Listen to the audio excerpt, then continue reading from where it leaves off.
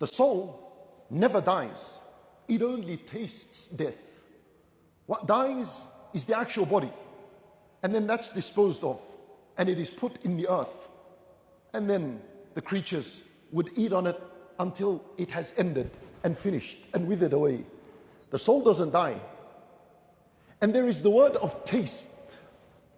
The soul will taste death as it comes out, shifts from hayatul dunya, from the worldly life, transitioning into hayatul barzakh, into the life of the grave. It only tastes death, moving from one to another. That's all. Otherwise, you and your mind and your thought and your ability to sense what's around remains with a person as he transitions from this worldly life to the next. For this is the benefit of dha'iqatul maut, tastes. And you know, taste can sometimes be sweet and can sometimes be bitter and sour. Therefore, we're learning as well from the word dha'iqah that people are of two types. Some will have a sweet experience, an enjoyable experience as they die. In that case, it's not something bad. It's actually something to look forward to. Has a sweet taste to it. And that is the case of the believer.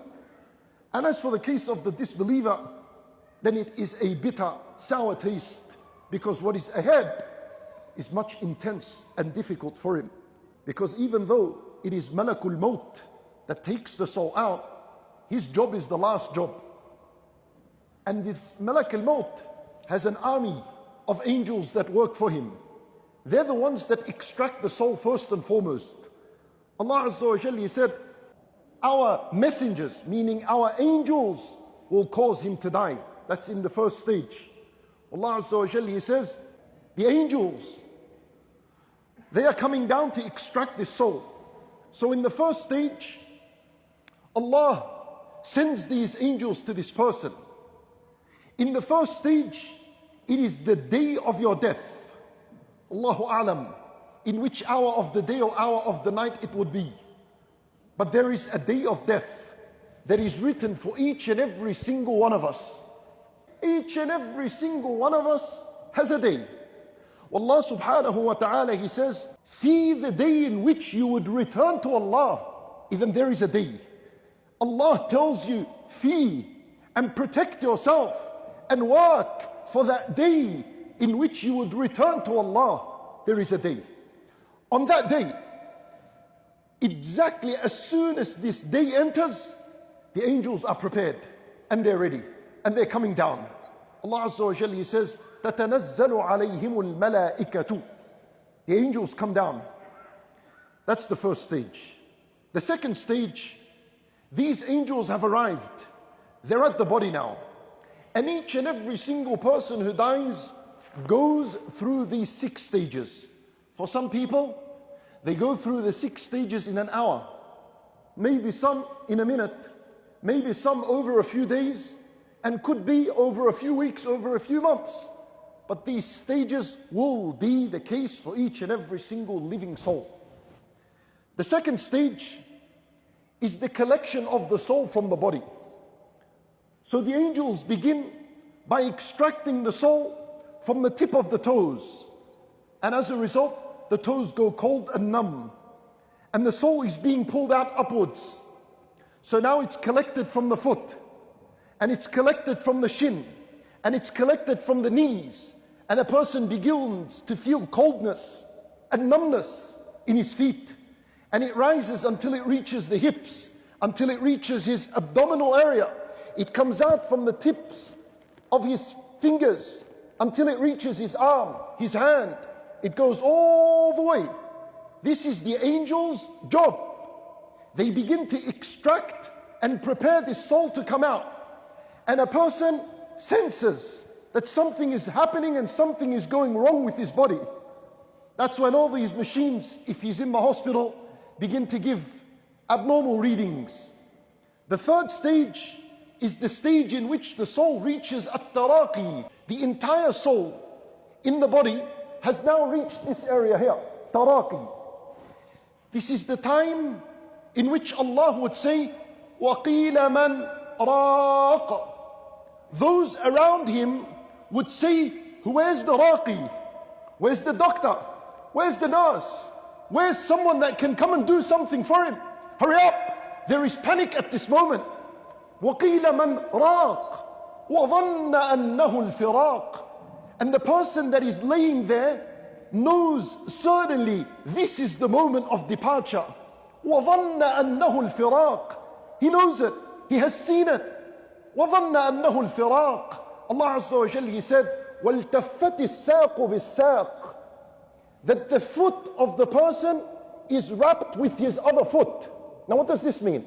الْتَفَّتِ السَّاقُ بِالسَّاقِ. Would you be able to walk? You can't walk. In other words, this person is now immobile.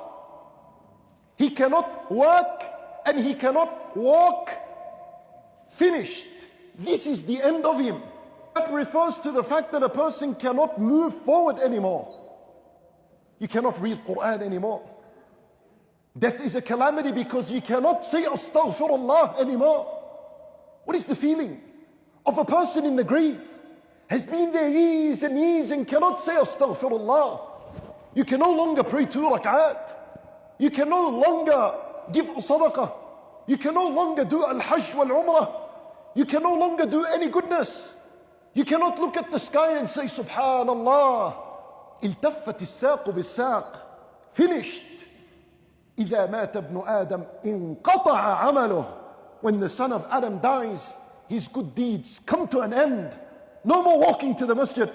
No more listening to the adhan and repeating after the muadhin. No more Allahumma salli ala Muhammad. No more of this. It has ended for this person. التفت الساق بالساق إلى ربك يومئذ المساق. On that day, you will be driven to Allah. Al-masaq, because you cannot walk anymore. You are driven to Allah subhanahu wa ta'ala. Are looking. They are looking. That's it. There's nothing else they could do other than look at him. وَأَنْتُمْ حِينَئِذٍ تَنْظُرُونَ. Allah is speaking about the family and those around him. They are looking at him. وَنَحْنُ أَقْرَبُ إِلَيْهِ مِنْكُمْ وَلَكِنْ لَا تُبْصِرُونَ. Allah Azza wa Jal, He says, and we are closer to him than you, however you cannot see it. What does this mean? It means that the angels of Allah are closer to him than you and you cannot see them. And the dying person sees the angels. He could respond as-salam to them, as Ibn al-Qayyim rahimahullah said. So he sees them and he speaks to them, and perhaps they speak to him. And those around him, what dua they're making, the angels are saying Ameen to it. Because it is at this moment that the person experiences fitnatul mamat, the trial and the test of death. What is fitnatul mamat? Because it is at this stage that it happens. As the soul is it al-hulqum. That's it. Khalas. After this it's leaving. This is the worst of the stages. This is the painful stage. This is the most difficult stage.